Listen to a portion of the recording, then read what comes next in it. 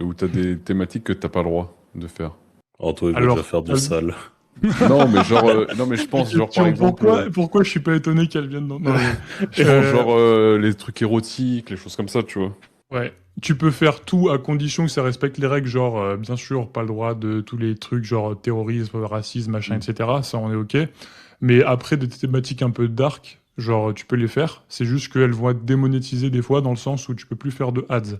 Donc, par exemple, si tu fais des livres érotiques, tu peux pas faire de ads dessus. Parce qu'en fait, t'es classé en 18+, et quand t'as un livre 18+, tu peux pas faire de pub.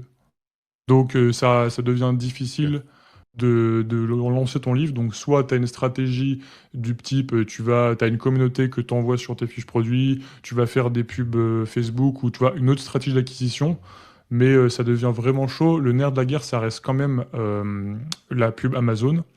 Je sais qu'il y a des gens qui font beaucoup de ventes, beaucoup d'argent sur la romance, les livres érotiques et tout, aussi aux US, et je pense qu'ils ont en fait des stratégies très développées de récupération d'audience via des lignes magnétiques à l'extérieur, qu'ensuite ils vont upsell sur des livres, etc. Donc ça reste un truc beaucoup plus compliqué que juste l'ancienne ads, quoi.